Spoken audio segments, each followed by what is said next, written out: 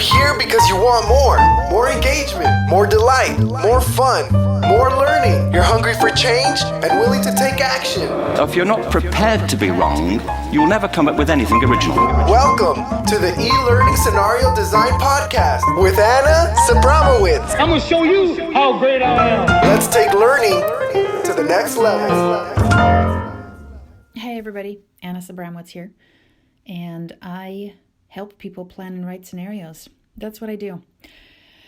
And I'm actually really curious about what people do, how they do it, how they think, and that's probably why I enjoy what I do so much.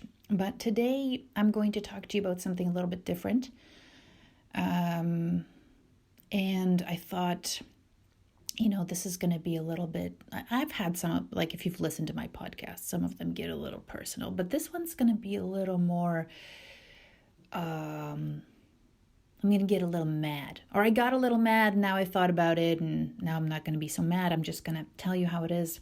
Maybe you'll enjoy that kind of candor, as they say.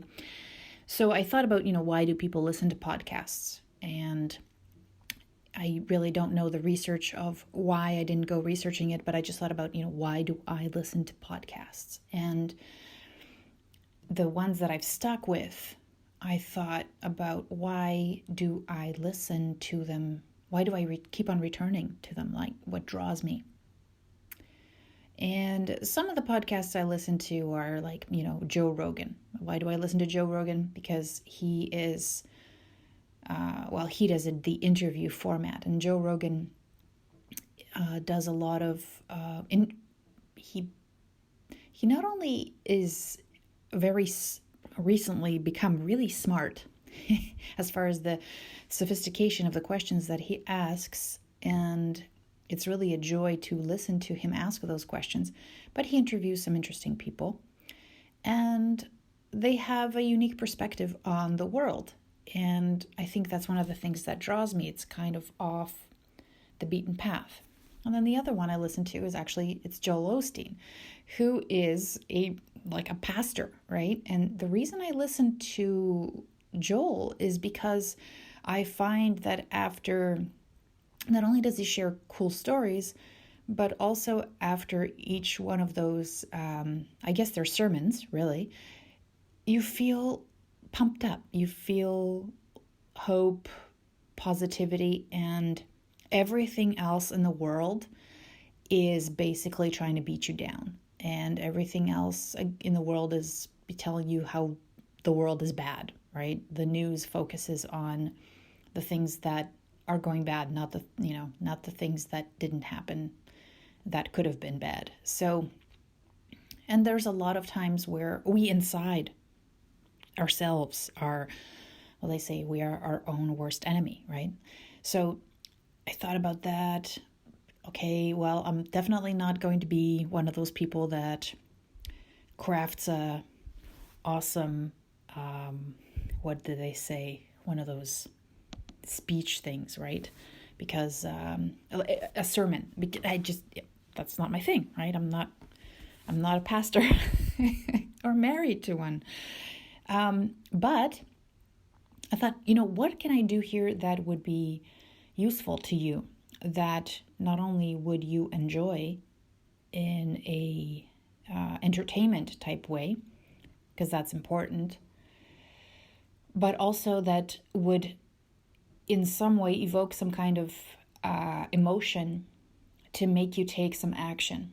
Because imagine if I kept on talking and nothing ever made you go out there and get a little angry or make you a little bit more pumped up to take some action. So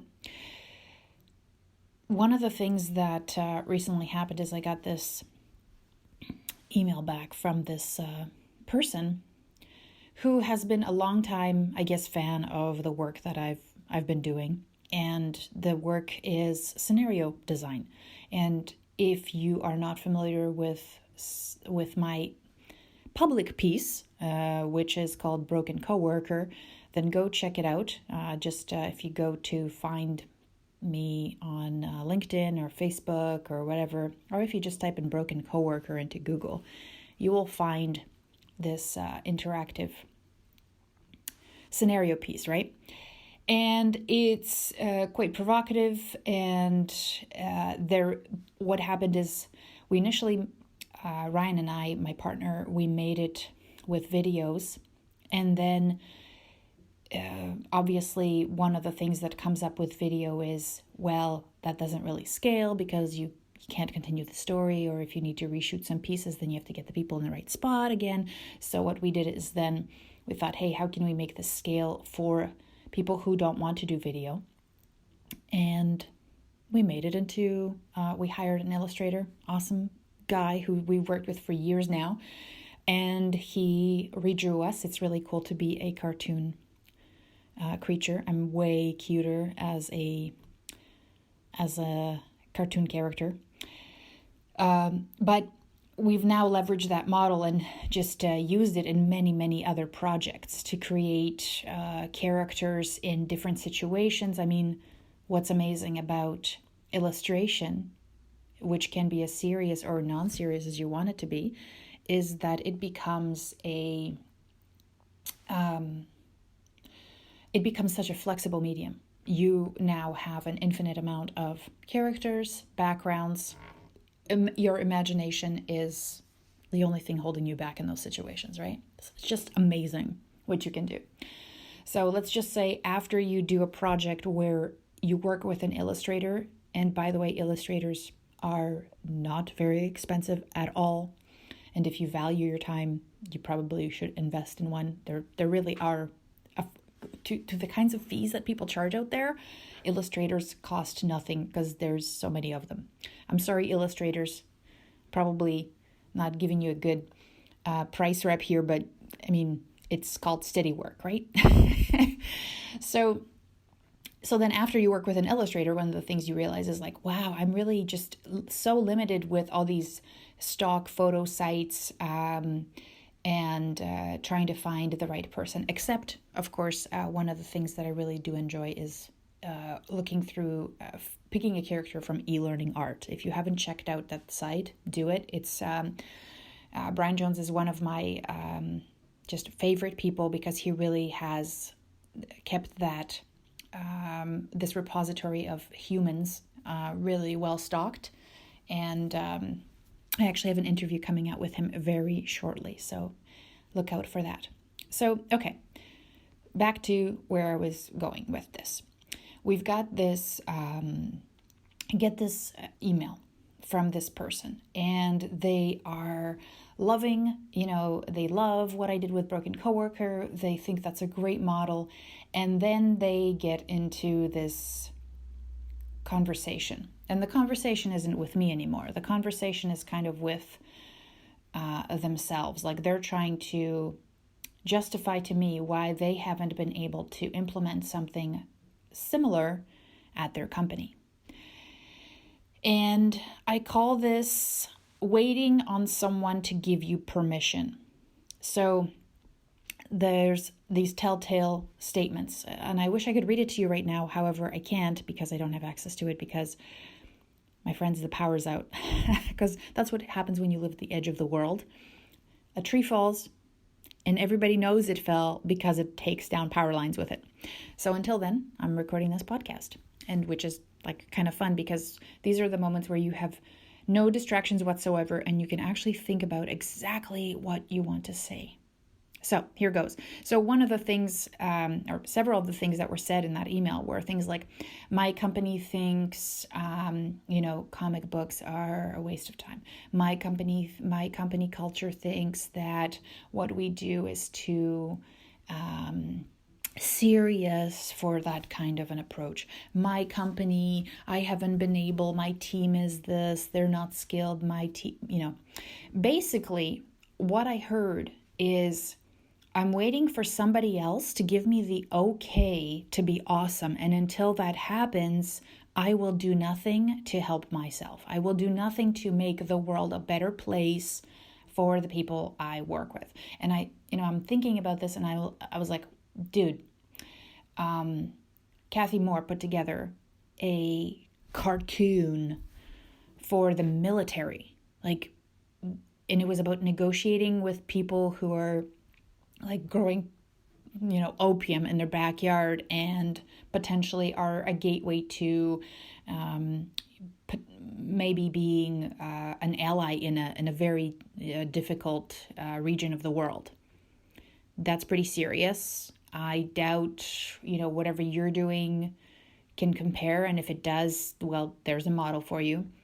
Also, there's a cartoon about people who are refugees, and they were in everything that they had was stripped away from them. Women were raped, and men were beaten senseless. Children were starved. They also used the illustrated medium to convey this, and actually this was, I believe, the Red Cross did this so that they could bring awareness and help fundraise for projects that help people in need. I'm thinking there is plenty of examples where successfully a medium of illustration, and we call it comic book, but comic books can be very, very serious. In fact, I feel from the things that I've experienced and the projects I've worked on, what comic books allow us to do is to have the flexibility to share things that are way more serious with way more flexibility, because you don't necessarily want to be graphic. It is the story that tells what you're trying to convey, and it is the story that shares the consequences in a way that where you don't need to film people with who are actually starving, because guess what? That's not always feasible. But you are able to show that in a symbolic way that is almost more profound, because it leaves more for that person to imagine than you could ever show in a real picture. Like, you don't need to be that graphic. So in fact, all those things I hear, and trust me, I hear them all the time, is somebody else's, is you waiting for permission to say, please let me be awesome, or please let me build up the skill set to actually be able to do this because I want to. It's an excuse. I will not take it anymore. And because there's no reason for it, because here's the story. So, and this, you might have a person like this in your life. So with me, it's my mom. So, like where my mom lives, there's a lot of really fabulous hikes, and she loves the woods, and she loves mushroom picking. So I also picked up this habit from her. And so if I there'll be times where it's like perfect mushroom season, and I'll go out and pick some and send her a picture, and she'll send me this little message back, or she'll say this on their conversation. She'll say, "Oh, I would love to go, but my husband, he doesn't like walking. He doesn't like hiking, so she never goes, ever." And so this is this way of her saying, her giving her power up and giving the autonomy, or she needs permission from somebody else to do this, right? And I thought about the fact that there are things that really matter to her, that she's been able to actually influence the situation and make it happen. One of these things was a pond in the backyard. Now, a pond in the backyard, not an easy thing to set up. Tons of work, tons of planning, lots of manual labor, which my mom didn't want to do. However, she really wanted that pond. She went and researched it. She went and got all the materials, and basically, when she showed up with all that stuff, planned it and everything, did her research, did all this stuff, like really prepped, found the money somehow, because it ain't cheap to have a pond in the backyard. Trust me, people. Did all this stuff, and she was so passionate, so driven to make this happen. And it basically, I don't know what happened, but it became like something that was almost contagious. I'm serious, contagious. And her husband went and in his free time dug this hole and set it up, and now is this thing that they're both proud of. Guess what? That was not his idea at all. That was actually more work than going for a walk. But guess what? She really wanted it. She wanted it so badly. She got into it so badly. She researched, she did all the homework, she figured out how to do it. When he was ready to help her, it was like she was a storm, and it was inevitable that he become a part of it. That's how it's got to be. You can't have your tombstone say, they weren't ready for it. Nobody at my company gave me the okay to go ahead. Because guess what? You have a computer at home, right? Even if everybody is against you, even if you're in one of those places where like, no, we don't like anything scenario related. We are, everybody else is doing it successfully, but we're going to stick to text on a page and pressing the next button. Let's say for some odd reason you're in that space. You can still go home and design scenarios. You have access to software for free for a trial period. Plan it out. Like, here's my suggestion. You go look at the software, look at the demos online, check out YouTube, see what people are doing, plan it out on a piece of paper.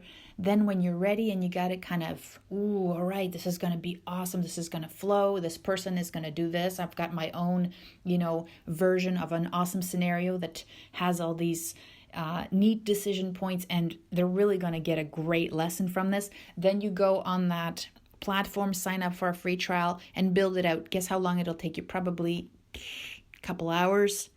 Instead of watching TV on Saturday, boom, you've got a demo. Guess what? You can already launch that on Monday, and people would be able to enjoy it, benefit from it. Once you get that momentum going, nothing's going to stop you, my friend.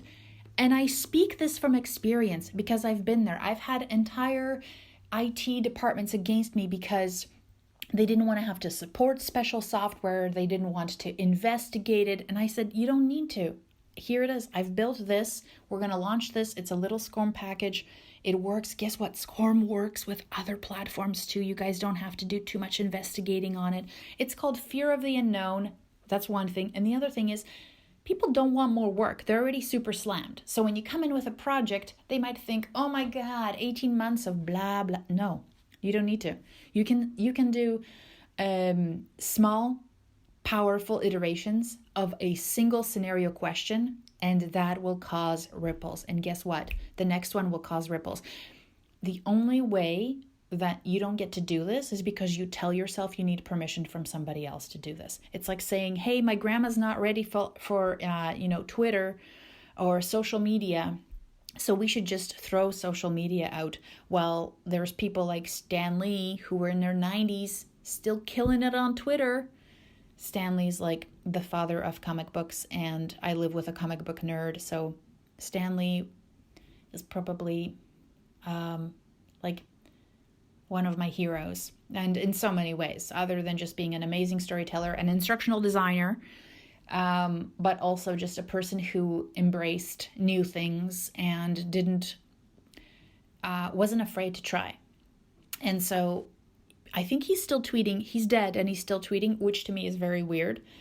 But I think there should be a law against that because he's no longer alive, so he shouldn't be tweeting. But I cannot use my grandma who thinks, the computer is a giant calculator as an excuse for not trying things, because in the end, it's up to you. You got to own that. So there's no excuses anymore. You can go home and in your free time, do something that makes you proud. Instead of, binge watching the next Netflix show for the next 4 weekends, how about you put together something amazing, refine it, and launch it? You know best. You know your learners. You want to provide something of value. Go out and freaking do it. You want examples? They're out there. Model that stuff. You see something that's working, you don't have to invent anything anymore. You don't have to invent platforms, user interfaces. You can actually just do a lot with words and click next stuff and the free software packages that are out there, which you can do with, Articulate, Captivate. You can do that with Branch Track. Just look it up. It's all there. You need more inspiration? Check out my YouTube channel. You need more inspiration? Check out some of the articles that Ryan's written on eLearner Engaged. Do it. It's the only thing holding you back is you. When you realize that, it's not pleasant. But then you realize, wow, I am, as they say, powerful beyond measure. And I just haven't tapped into it yet. So go out there, build an awesome scenario. And if you are gutsy enough and this inspired you, share this podcast with other people. And also send me a note at anna@annasabramowitz.com. I would love to hear from you and maybe see your example. All right. Take care, friend. And I'll talk to you next time. Hope you enjoyed this one. It's weird, but I had to get it out there. All right. Have an awesome, awesome day. Take care. Bye. You're listening to the E-Learning Scenario Design Podcast with Anna Sabramowitz.